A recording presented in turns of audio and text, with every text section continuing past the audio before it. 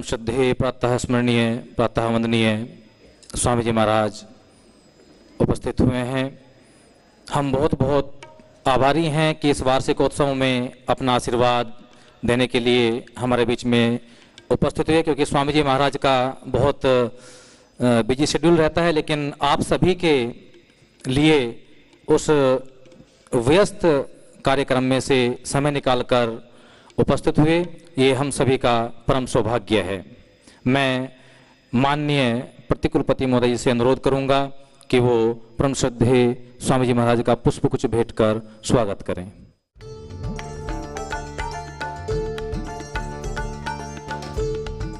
अमंत्रम अक्षरम नास्ति नास्ति मूलम औषधम योग्यः पुरुषो नास्ति योजकस्तद्दुर्लभः। ऐसा कोई अक्षर नहीं है जिससे किसी मंत्र का निर्माण ना हो सके, ऐसी कोई वनस्पति नहीं है जिससे किसी औषधि का निर्माण ना हो सके, ऐसा कोई पुरुष नहीं है जिसमें कोई गुण ना हो। केवल जरूरत है तो एक योजनाकार की, और योजनाकार के रूप में, इस पूरे भारत के योजनाकार के रूप में, विश्व के योजनाकार के रूप में, वैदिक संस्कृति के उत्थान में, योग के उत्थान में हमारे बीच में परम श्रद्धेय स्वामी जी महाराज उपस्थित हैं, जो एक योजनाकार के रूप में हम सभी को एक आकार प्रदान कर रहे हैं। तो ये हमारा परम सौभाग्य है कि उनका आशीर्वाद हमें आज प्राप्त होने वाला है। तो मैं परम श्रद्धेय स्वामी जी महाराज को आमंत्रित करना चाहता हूँ कि वो आएँ और हम सभी को आशीर्वाद प्रदान करें।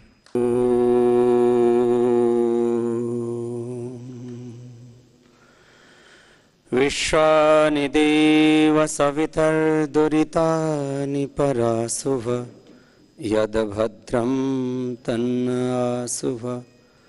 ॐ शान्ति शान्ति शान्तिः। परमादरणीय श्री महावीर अग्रवाल जी, जो हमारे इस गुरुकुलीय परंपरा के, हमारी वैदिक संस्कृति सभ्यता के और पतंजलि विश्वविद्यालय के गौरव हैं, और डॉक्टर महावीर अग्रवाल जी के पावन सन्निधि में और सभी हमारे यहाँ लेक्चरर, प्रोफेसर्स, सभी गुरुजनों के आश्रय में हमारी सभी बेटियां और सभी हमारे विश्वविद्यालय के छात्र अभ्युदय का ये वार्षिक उत्सव मनाने के साथ साथ में जीवन में नित नित हम उन्नति के सोपान चढ़ें, इस संकल्प के साथ आप ये उत्सव मना रहे हैं। उत्सवों के दो मुख्य प्रयोजन होते हैं, एक तो अपने भीतर उत्साह भरना और दूसरा अपना मूल्यांकन करना कि आज चेतना के जिस धरातल पर हम खड़े हैं, प्रगति के जो सोपान हमने चढ़े हैं, ईश्वर प्रदत्त सामर्थ्य को आज तक हमने जितना जागृत कर पाया, भगवान तो बिना किसी भेदभाव और पक्षपात के हम सबको समान रूप से ज्ञान, समस्त संवेदनाएं और सामर्थ्य प्रदान करते हैं। लेकिन एक तरफ प्रारब्ध का वेग, दूसरी तरफ हमारा पुरुषार्थ, तीसरा जैसा वातावरण, प्रशिक्षक और प्रशिक्षण हमें मिलते हैं, हमारे भीतर की अभीप्सा, हमारे भीतर का संकल्प, हमारी तड़फ लगन जितनी गहरी होती है उतना हम पा लेते हैं।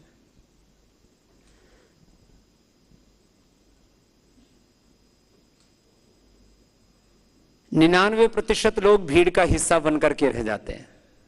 समाज जीवन के हर क्षेत्र में मैं देखता हूं, और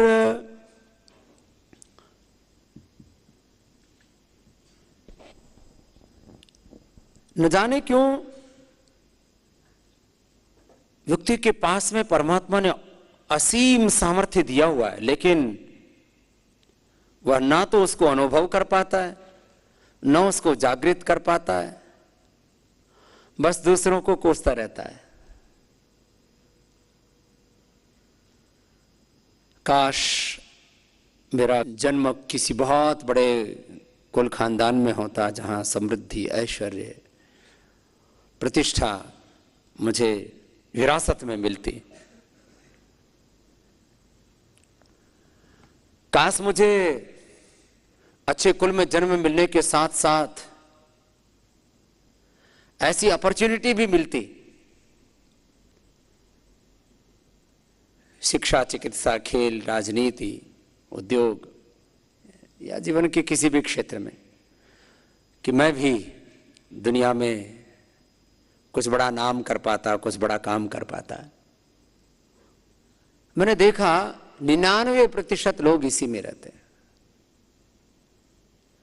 मैं प्रतिशत और ज्यादा भी बढ़ा सकता हूं, 100 में से 99 नहीं,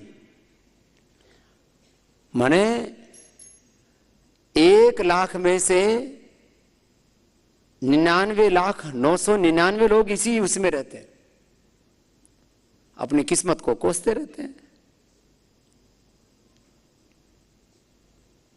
मेरा भाग्य अच्छा नहीं था, क्या करें जी, हमारे तो किस्मत ही खराब थी।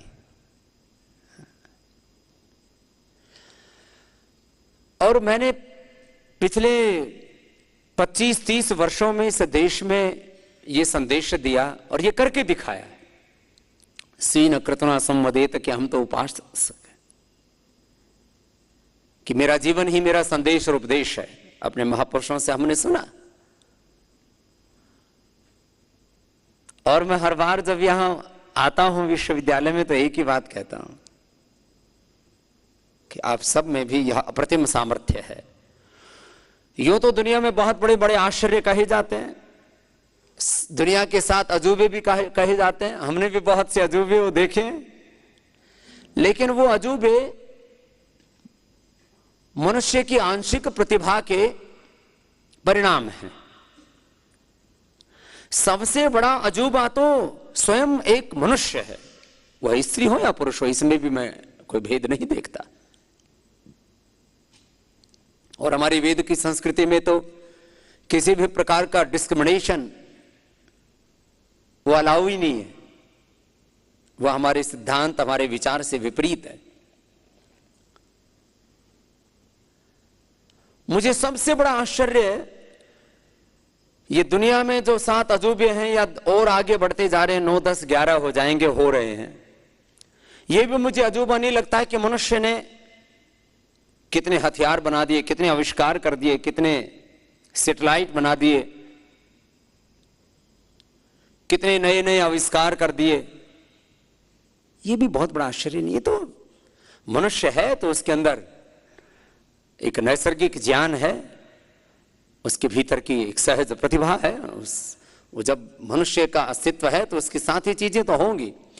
लेकिन सबसे बड़ा आश्चर्य मुझे ये लगता है कि एक एक व्यक्ति को परमात्मा ने अपरिमित ज्ञान, संवेदना, शक्ति, सामर्थ्य देकर के भेजा हुआ है, और वह कोसता रहता है सत्ताओं को, कोसता रहता है समाज को, घर परिवार को, कोसता रहता है अपने देश को, अपने कुल जाति को। क्या करें जी, मैं तो जो है एक गरीब घर में पैदा हो गया। पिछले दिनों तो जब कुछ ज़्यादा ही जातिवाद शिखर पर था तो जो है हर व्यक्ति अपने अपने जाति के उद्घोष गा रहा था। गर्व से कहो हम ब्राह्मण हैं, गर्व से कहो हम क्षत्रिय हैं, गर्व से कहो हम इस वंश के हैं, उस वंश के हैं,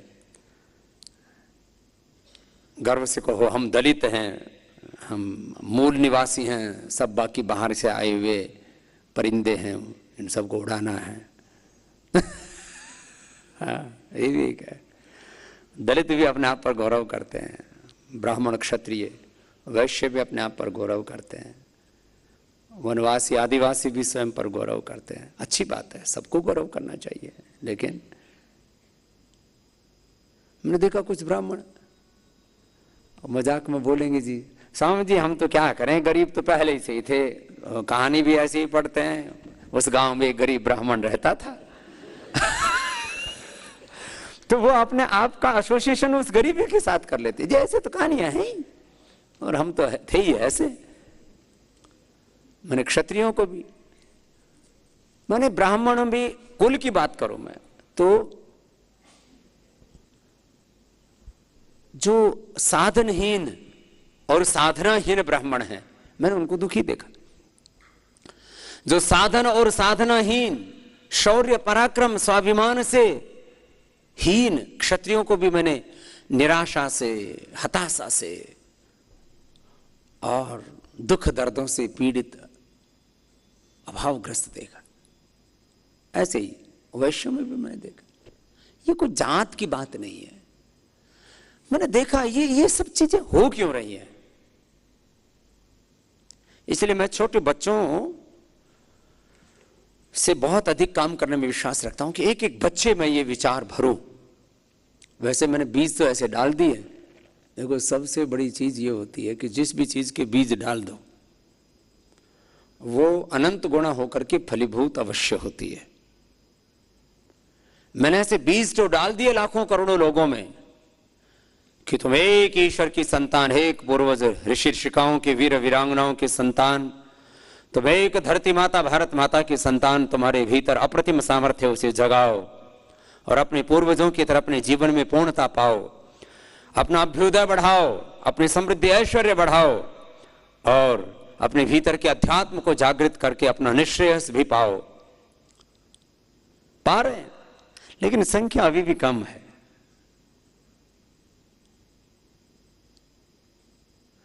मैं आप सबको भी बार बार कहता हूं,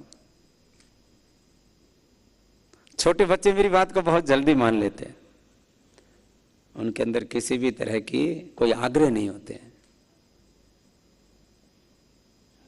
ये जो आग्रह निर्मित हो जाते हैं ना, ये हमें सत्य से परिचित नहीं होने देते। बच्चों को बोलो तुम्हें सामर्थ्य है और तुम जगाओ, तुम अपने आप को महान बनाओ, वो तैयार हो जाते हैं, पुरुषार्थ करने लग जाते हैं और उनको ज्यादा देखभाल की जाए तो मैक्सिमम के अंदर एक सामर्थ्य जागृत होता है। इसलिए इस बार से मैंने 2 साल के बच्चों से लेकर के 5-7 साल के बच्चों पर सर्वाधिक ध्यान दिया है।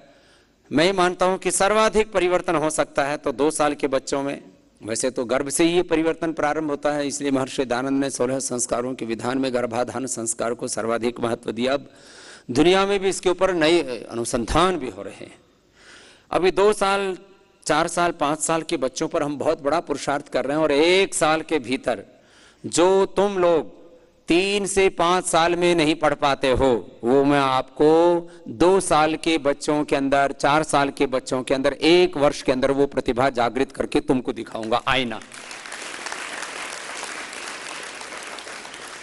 3 साल की बीए, 2 साल की हमें 5 वर्ष तुम्हारे बीत जाते हैं और जो तुम 5 वर्ष में नहीं कर पाते हो मैं 5 वर्ष के बच्चों के अंदर 1 वर्ष के अंदर करके दिखाऊंगा। वो 3 तो भाषाएं बोलने लगेंगे श्रेष्ठ रूप में, परिष्कृत हिंदी, परिष्कृत संस्कृत और एकदम परिष्कृत अंग्रेजी में तो बात करने लगेंगे। भाषाओं की कुशलता है। कम से कम उनको 1 साल के अंदर 1 से 2 शास्त्र, माने भगवत गीता सबको कंठस्थ मिलेगी, अष्टाध्यायी, कुछ को धातु पाठ, कुछ को हो सकता है 2 से 3 शास्त्र भी, भगवत गीता, अष्टाध्यायी, धातु पाठ। और जो 2 साल के अंदर आप देखेंगे कि 5 शास्त्र आपको बच्चों को कंठस्थ मिलेंगे और 5 वर्ष में आप देखोगे कि 5 भाषाओं में निष्णात मिलेंगे वो बच्चे। 5 भाषाओं में हमने Hindi, Sanskrit, English, Mandarin Chinese, Spanish, ये 5 भाषाएं तो कंपलसरी की हुई हैं और जब ये जागृत हो जाएंगी उनके अंदर प्रतिभाएं तो आगे भी अतिरिक्त तो 2 भाषाएं और सिखाएंगे उनको, फ्रेंच, अरेबिक या एक आदि और कोई। भाषाओं का सामर्थ्य, शास्त्र का सामर्थ्य, विद्या का सामर्थ्य, व्रतों का सामर्थ्य। मैं आपको छोटे बच्चों का उदाहरण इसलिए दे रहा हूं, वो बात बहुत जल्दी मान लेते हैं। यहां मानते तो हैं लेकिन होल के अंदर अंदर, जैसे बाहर निकलते हैं फिर मनमानी शुरू हो जाती है। ये आदमी मनमानी छोड़ देना, सारे शास्त्रों में, मैंने रामचरितमानस से लेकर के गीता, दर्शन, उपनिषद, वेद आदि शास्त्रों में सब जगह एक बात को समान रूप से पाए कि माता, पिता, गुरु और श्रुति शास्त्र, इनकी बातों को बिना विचारे मानना चाहिए।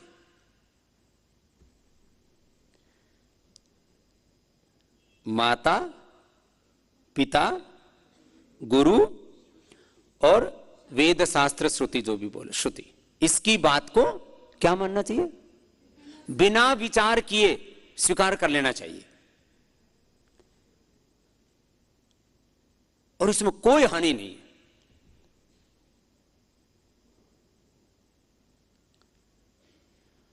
मैंने 2 वर्ष के बच्चों का उदाहरण दिया आपको, क्योंकि वो मान लेते हैं और उनका ऐसा स्वभाव भी हम बना रहे हैं।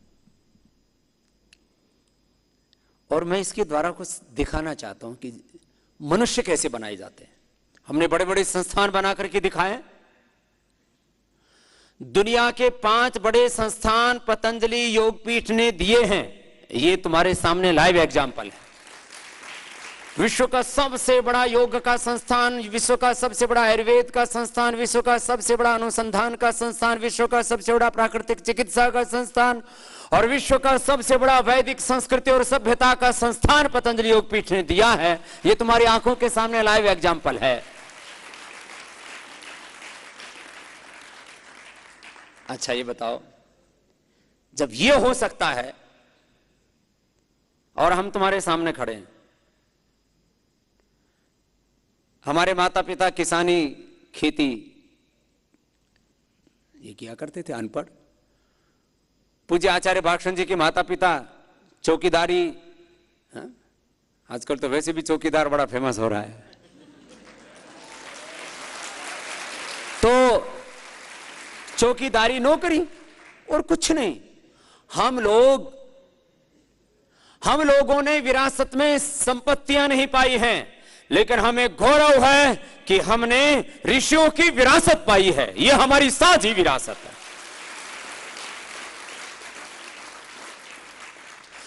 इतनी बड़ी विरासत होने के बावजूद भी मैं देखता हूं जो वेग मुझे चाहिए वो मैं सब में एक जैसा नहीं देखता हूं। कुछ में है, यहां पर भी है। सब जगह 3 तरह के लोग होते हैं, प्रथम कोटि, मध्यम कोटि, सामान्य कोटि के। तो मैंने कहा मुझे सबसे बड़ा आश्चर्य ये होता है कि भगवान ने सबको प्रथम कोटि का होने का सामर्थ्य दिया हुआ है, फिर ये सामान्य कोटि के, निम्न कोटि के ये पीछे खसर फसर क्यों चल रही है? ये पीछे से फर्स्ट क्यों है?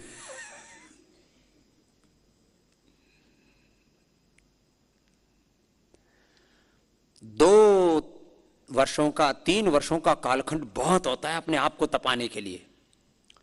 यहां एमए करने आए योग में, बीए, एमए, पीएचडी करने आए हो, तो तुम्हारा स्ट्रक्चर देख करके मुझे कोई योग में एमए कर रहा और थोड़ा डामाडोल दिखे ना, तो मुझे इच्छा होती है कि इसको बाहर का रास्ता दिखा दो। क्यों भाई? अपने आप को तपाओ, अपने शरीर को ऐसा बनाओ, स्ट्रक्चर थोड़ा अलग अलग होगा सबका, ये माता पिता से मिलता है। लेकिन तुम्हारे शरीर में लचक, तुम्हारी फिजिकल अभिव्यक्ति, तुम्हारी वाक अभिव्यक्ति, तुम्हारी दृष्टि, तुम्हारा चाल, चरित्र, चेहरा, उसमें योग दिखना चाहिए पूरा। एक एक दिन अपने आप को इस तरह से तपाओ कि मुझे योगी बनना है। और कितना लाभ है इसका प्रोफेशनली, ये आपके लिए बहुत जरूरी है, आपके कैरियर के लिए बहुत जरूरी है। आप एक अच्छे योगी बन जाते हो ना, तो देखो इसके फायदे कितने हैं। पहली बात कि 100 साल की आपकी फाउंडेशन स्ट्रांग हो जाएगी। जो 3 से 5 वर्ष, कोई 3 वर्ष, कोई 2 वर्ष, कोई 5 वर्ष यहां पढ़ रहे, बीए, एमए, कुछ बीए, कुछ एमए, कुछ बीए, एमए, दोनों यहां से कर रहे। इन 3 से 5 वर्षों में आपके जीवन की इतनी सुदृढ़ आधारशिला तैयार हो जाती है कि 100 साल तक आप युवा युवतियां रहें, कितनी बड़ी बात है। आपके चेहरे पर नूर रहे, आपके माथे पर, आपके आंखों में, आपके चेहरे पर वो तेजस्विता झलके, आपके मस्तिष्क में वो मेधा, आपके मन में वो संवेदनाएं, वो भावनाएं हिलो रहे, और आपके कर्तृत्व से, आपके वक्तृत्व से, आपके चरित्र से, आपके आचरण से एक ऋषित्व और देवत्व की प्रत्यक्ष अनुभूति हो। ऐसा आपको बनना है। यह प्रतिबद्धता होनी चाहिए हमारी समान रूप से।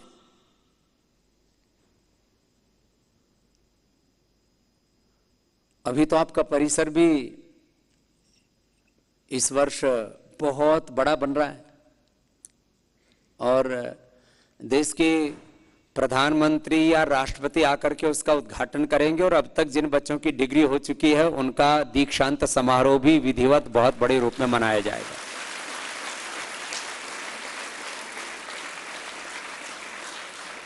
और एक बहुत बड़ा उत्सव मनाया जाएगा पतंजलि विश्वविद्यालय का, और पतंजलि विश्वविद्यालय में आगे कुछ नई डिग्रियां भी अगले वर्ष से शुरू कर रहे हैं। उसमें बहुत सारे टेक्निकल सब्जेक्ट्स को भी लेकर के आ रहे हैं, और उसके अंदर हमने विचार किया है कि हिंदी और संस्कृत के साथ में इंग्लिश में भी श्रेष्ठ प्रतिभाएं आए, और उनको इंग्लिश में भी हम एमए कराएंगे, वो भी योग के साथ। भाषा तो सिखाएंगे। और बहुत दिनों से हमारा विचार था उसको किस तरह से साकार करेंगे, उसका थोड़ा सा विचार करके, और पत्रकारिता का भी आगे यहां पर बड़े रूप में कोर्स चलाने का हमारा विचार है। बाकी कला, संगीत और इन सब चीजों का तो विकास बहुतों में आप में स्वाभाविक रूप से हैं। इसको प्रारब्ध कहते हैं। जो पूर्व जन्म पुनर्जन्म को नहीं मानते वो भी कहते हैं ये गॉड गिफ्टेड है, ये तो इसकी जेनेटिक स्ट्रक्चर में है। आजकल कितनी बुरी बातें फैल रही हैं। बुरी बातों को तो कहते हैं डीएनए में है, बोले होमोसेक्सुअलिटी डीएनए में है। अब बताओ इनको कौन मूर्खों को समझाए। बोले ये हिंसा तो डीएनए में है। ये मैं आपके को लिटरेट इडियट्स के बौद्धिक दिवालियापन के, इंटेलेक्चुअल बैंक करप्सी की बातें बता रहा हूं। बौद्धिक दिवालियापन ये कि बुरी बातों को तो कहते हैं तो डीएनए में है। मैं भी मानता हूं ये सब है, बुरी बातें भी डीएनए में है, चलो मान लिया। ये प्रकृति का स्वभाव है। हाँ, शुभ अशुभ, पाप पुण्य, धर्म अधर्म सबके भीतर है, इसमें क्या नई बात है। लेकिन मनुष्य की मनुष्यता इस बात में नहीं है कि हमारे भीतर जो खराब चीजों के बीज हैं उनको हम विकसित करें। मनुष्य की मनुष्यता इस बात में है कि हम खराब चीजों के बीजों को निर्मूल कर दें, और जो सच्चाई के बीज हैं उनको हम इतना विराट बना दें कि पूरा विश्व उसमें आश्रय पा सके। ये हमारे जीवन की धन्यता, ये हमारे जीवन का प्रयोजन, और इसी को बड़े शब्दों में जीवन का पुरुषार्थ कहते हैं। क्या कहते हैं जीवन का, बोलो? पुरुषार्थ का एक अर्थ तो हार्ड वर्क होता है, मेहनत तो होता है, प्रचंड हमारी प्रगति होती है। लेकिन पुरुषार्थ का जो मूल अर्थ है वह पुरुष माने आत्मा, पुरुष माने पुरीशायनात् पुरुषः, जो हमारे इस देह रूपी पुरी में निवास करता है, उपस्थित रहता है। इसलिए पुरुष माने सोल, रूह, आत्मा, और अर्थ माने प्रयोजन। What is the purpose of soul? The purpose of soul, this is called पुरुषार्थ। आत्मा का जो प्रयोजन है वो पुरुषार्थ है, और ये जीवन का पुरुषार्थ है जो अभी मैंने कहा, ये परम पुरुषार्थ है। दर्शनों को इसी बात को दर्शनों में बहुत बड़े शब्दों में कहा है, अतः त्रिवृद्ध दुख अत्यंत निवृत्ति अत्यंत पुरुषार्थ है। सब प्रकार के दुखों से, दरिद्रताओं से, दीनताओं से, दुर्बलताओं से, पराधीनताओं से, कमजोरियों से सभी प्रकार की जो बुरी बातें हैं उन अभावों का अभाव हो जाए। क्या है बोलो? अभावों का, सारी अपूर्णताओं का अभाव हो जाए। जो हम अपने भीतर एक न्यूनता, अधूरापन, अल्पता अनुभव करते हैं, उस न्यूनता, उस अधूरापन, उस अल्पता, उस अभाव का अभाव हो जाए। यह है जीवन का इतना बड़ा